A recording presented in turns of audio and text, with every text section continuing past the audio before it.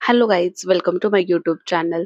तर आज आहे सोमवार, आठवड्याचा पहिला दिवस. मी आत्ता झोपेतून उठलेली आहे आणि बेड आवरायला घेत आहे. तर सोमवारचा दिवस थोडा घाईघाईचाच असतो, तर मी आता इथे व्यवस्थित बेड आवरलेला आहे. आता ब्रश वगैरे करून मी जाणार आहे कोमट पाणी प्यायला, कारण मी आजपासून माझी वेट लॉस जर्नी सुरू करणार आहे. मला जेवढं कन्सिस्टंट राहता येईल तेवढा प्रयत्न करणार आहे. बघू कसं जमतंय ते. तर मी कोमट पाणी आणि लिंबू घेतलेले. रोज सकाळी उठल्याबरोबर मला चहा लागतोच आणि माझा नवरा ऑफिसला जाणार असतो तेव्हा तो मला चहा करून देतो. पण आज मी ब्लॅक कॉफी घेणार आहे. तर इथे मी छान फ्रेश होऊन आलेले आहे आणि आता मी करणार आहे शेवग्याचं पिठलं आणि भाकरी.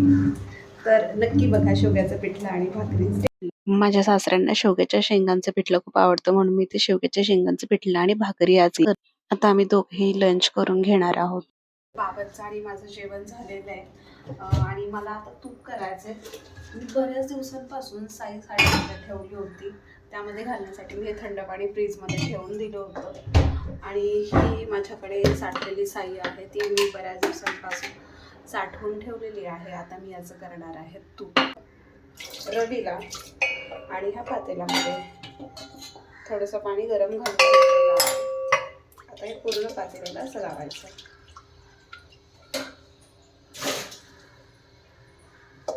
तर त्यामध्ये ही मी ठेवलेली साय आहे ती सगळी घेणार आहे.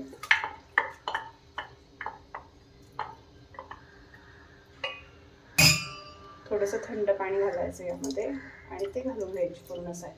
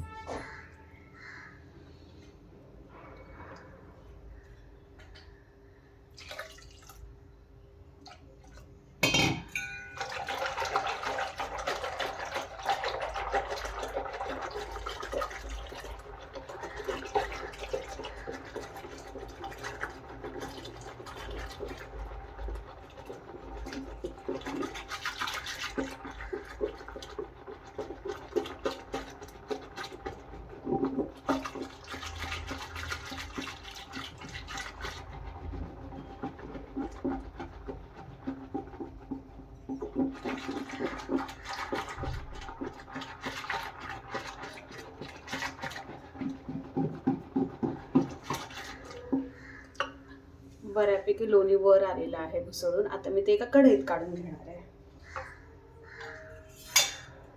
म्हणजे कढईमध्ये काढल्यानंतर धुवायला सोपं जातं. मिक्स करून घेतलेलं आहे आणि मी हे एकाच कढईत काढून घेतली असं.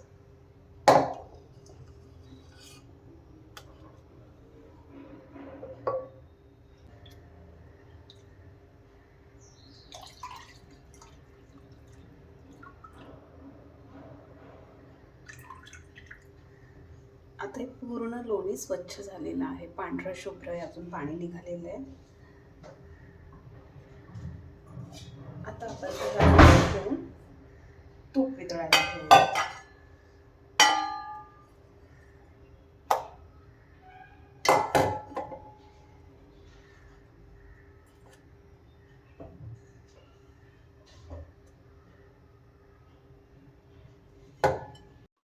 आता मी लोणी इथे गॅसवर ठेवलेलं आहे, म्हणजे ते वितळून त्याचं तूप होईल. आणि साईडला मी ते कढई ठेवलेली आहे खरकटी. मी शक्यतो अशी तुपाची भांडी ताईंना देत नाही घासायला, मग ती मी अशी घासून.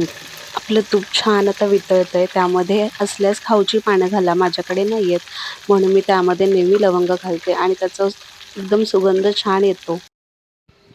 आता संध्याकाळ झालेली आहे, 6 वाजलेले आहेत. तर आता मी स्वतःसाठी चहा ठेवणार आहे. बहुतेक मी घड्याळ किचनमध्येच विसरून गेले होते वाटतं, तर माझा घड्याळचा 6चा अलार्म वाजला. तर संध्याकाळचे 6 वाजलेले आहेत. आता मी स्वतःसाठी चहा ठेवणार आहे, कारण मला एक टाईम तरी चहा लागतोच, नाहीतर मग मला परत आळस येतो. नंतर झोप यायला लागते आणि माझं रात्री 8 वाजताचं लॉग इन आहे. मी नाईट शिफ्ट करते, त्यामुळे माझं रात्री 8चं लॉग इन आहे. त्याच्या आधी मला रात्रीचा स्वयंपाक करायचा असतो, तर आज मी स्वयंपाकामध्ये करणार आहे टोमॅटो राईस आणि पोळ्या. अजून भाजी काही फिक्स नाही आहे. मी बिग बास्केटवरून काही भाज्या मागवलेल्या आहेत, तर त्यामधून मी एखादी भाजी करेन. तर चला बघूया माझा रात्रीचा स्वयंपाक. मी आता इथे निवांत बसून चहा घेणार आहे. ही माझी खिडकी जी आहे ती माझी विशेष आवडती जागा आहे. मी संध्याकाळी आणि सकाळी दोन्ही वेळेस इथे चहा किंवा कॉफी घेते. दिवसभर दगदग होते, त्यामुळे एक थोडासा वेळ स्वतःसाठी नक्की काढावा आणि तिथे फक्त निवांत बसून राहावं. अशी खिडकी आहे, समोरून छान झाडं वगैरे दिसतात, पक्षी असतात. निवांत चहा पिऊन झाल्यानंतर मी संध्याकाळच्या स्वयंपाकाच्या तयारीला लागलेली आहे. तर मी इथे संध्याकाळी पोळ्या करायच्या म्हणून रात्री पोळ्या करायच्या म्हणून कणिक मळून घेत आहे. मी व्यवस्थित कणिक मळून घेतलेली आहे आणि आता कणकेला तेल लावण्यासाठी माझ्याकडे एक तेलाची पिशवी होती. तर त्यामध्ये थोडंसं तेल बाकी असतं. आपण पूर्ण निथळून घेत नाही. म्हणजे ते येतही नाही पूर्ण निथळलं तरी पण. म्हणून मी ते आता मस्तपैकी पिशवी कापून घेणार आहे कात्रीने आणि आपला जो कणकेचा गोळा आहे तो त्यामध्ये घालायचा आणि त्याने मसाज करायचा, मालिश करायची तेलाने. त्यामुळे आपली पिशवीतलं तेलही पूर्ण यूज होतं आणि गवार ही मुळातच गोड भाजी असते, गोड टेस्ट येते त्याची. त्यामुळे मी नेहमी गवाराची थोडी भाजून घेते आणि मी इथे घेतलेले आहेत असे पिकलेले लाल टोमॅटो आणि याचं मी करणार आहे टोमॅटो राईस.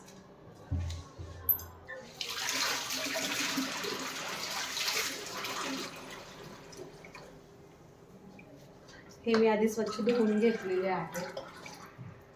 ऑफिस आणि घर दोन्ही सांभाळायचं खरंच थोडा प्रॉब्लेम होतो.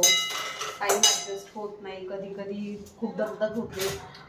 पण एवढं असूनही आपण म्हणजे सगळ्याच बायका दोन्ही व्यवस्थित सांभाळतात. बायका ग्रेटच असतात या बाबतीत. कसं का करेन आपण मॅनेज करतात सगळं. माझंही सध्या ते सुरू आहे, त्यात नाईट असल्यामुळे जास्त त्रास होतो या गोष्टींचा.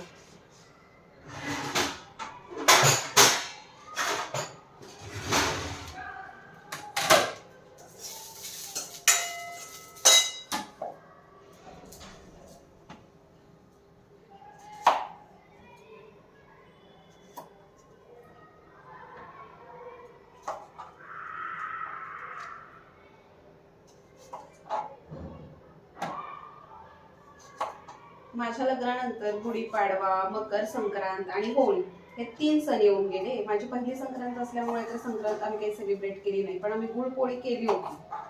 बाकी हळदी कुंकू वगैरे वौसा काहीच केलं नाही. तरी स्वयंपाक मात्र मी सगळा केला होता आणि त्यात मला सासूबाई नाहीये, त्यामुळे सगळी कामं मलाच करायला लागतात. सण असेल तरी पण आवरायच्या आधी पूर्ण स्वयंपाक करून घ्यावा लागतो सणाचा आणि त्यानंतर आवरायचं असतं. मकर संक्रांतीला मी गुळपोळी केली होती. त्यानंतर होळीला मी पुरणपोळी केली. मी दुपारी 2-3 वाजल्यापासून स्वयंपाक करत होते. 2 वाजल्यापासून मी पुरणपोळी केली, कटाची आमटी केली, भात केला, बटाटा भजी केली, कुरड्या पापड्या तळल्या. एवढं सगळं करून मी होळीच्या पूजेला गेले. पूजा करून आल्यानंतर 8:30 माझं 8 वाजता शिफ्ट असते, तर मी 8:30ला लॉग इन केलं. त्यानंतर मी सकाळी 5 वाजेपर्यंत ऑफिसचं काम केलं आणि दुसऱ्या दिवशी बॅक टू रुटीन. आता गुढीपाडव्याला तर आमचा हा पहिलाच गुढीपाडवा आणि हिंदू धर्मातला आणि मराठी लोकांचा हा पहिलाच सण आहे गुढीपाडवा. त्यामुळे मला हा छान सेलिब्रेट करायचा होता आणि मला फोटोशूट करायचं होतं आणि रील पण हवी होती. मग मी माझ्या बहिणीला बोलवून घेतलं होतं मदतीला. तर गुढीपाडव्याच्या आदल्या दिवशी माझी बहीण आली आणि मी मुद्दाम आदल्या दिवशी सुट्टी घेतली होती ऑफिसला, कारण गुढीपाडव्याच्या दिवशी सगळ्यांना सुट्टी हवी असते. त्यामुळे सगळ्यांना सुट्टी काही मिळत नाही, त्यामुळे मला सुट्टी मिळाली नाही. पण मी आदल्या दिवशी सुट्टी घेतली, जेणेकरून मला दुसऱ्या दिवशीची तयारी आदल्या दिवशी करता येईल. त्यात आदल्या दिवशी अमावास्या होती, त्यामुळे मला काही शिजवूनही ठेवता नाही आलं. तरी पण मी आदल्या दिवशी आपली कैरीची डाळ केली होती.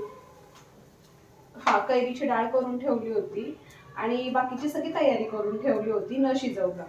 मग दुसऱ्या दिवशी पुऱ्या, बटाट्याची पिवळी भाजी जी नेहमी आपण करतो सणासुदीला ती, परत आपल्या लग्नातल्या पंक्तीतला जो मसाले भात असतो महाराष्ट्रीयन तो, गोड वरण, भात, आणि अजून काय केलं होतं मी, अळूच्या वड्या केल्या होत्या, कोशिंबीर आणि कैरीची डाळ, परत कुरड्या पापड्या तळल्या होत्या, बटाट्याची भजी केली होती. एवढं सगळं मी दुसऱ्या दिवशी केलं. त्यानंतर गुढी उभारली. गुढी उभारल्यानंतर गवार जळली वाटतं माझी. त्यानंतर गुढी उभारली आणि त्यानंतर मग माझं फोटोशूट केलं, माझं आणि माझ्या नवऱ्याचं असं दोघांचं कपल फोटोशूट केलं. आणि हे सगळं 11 वाजण्याच्या आत केलं होतं. एवढ्या सकाळपासून आम्ही तयारीला लागलो होतो. त्यात माझ्या बहिणीने आणि नवऱ्याने खूप मदत केली. माझ्या नवऱ्याने पूर्ण घर साफ करून पुसून वगैरे घेतलं होतं.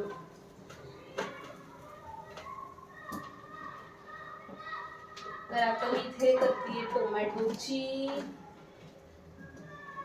पेस्ट.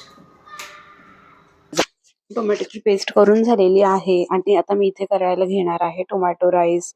ऑइल घेऊन त्यामध्ये नेहमीप्रमाणे आपली फोडणी घातली, कांदा घेतला, कांदा छान परतवून घेतला, नंतर त्यामध्ये थोडंसं मीठ घातलं म्हणजे जेणेकरून कांदा पटपट पटपट परतवला जाईल. त्यानंतर घातली हळद, आपलं लाल तिखट घालायचं आणि मला कशातही धने आवडतं म्हणून मी धने पावडर पण घातलेली आहे. सोबतच मग थोडंसं पाणी घालायचं म्हणजे ते करपणार नाही. टोमॅटो घालायचे आणि टोमॅटो व्यवस्थित थोडा वेळ शिजून द्यायचे. टोमॅटो थोडेसे आकाराने कमी होतात, मग ते शिजलेले असतात थोडेफार.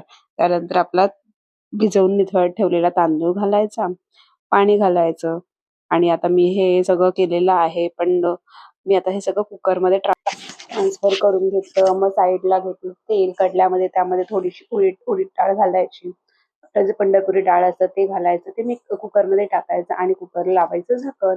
मस्तपैकी 3 शिट्ट्या होऊ द्यायच्या आणि मग झालं आपलं टोमॅटो राईस रेडी. त्यानंतर मी पुढे लागली आहे तयारीला. गवारीची भाजी देखील मी करून घेतलेली आहे. म्हणजे आता माझं टोमॅटो राईस झालेला आहे, गवारीची भाजी करून झालेली आहे आणि फक्त पोळ्या भाजायच्या राहिल्या होत्या.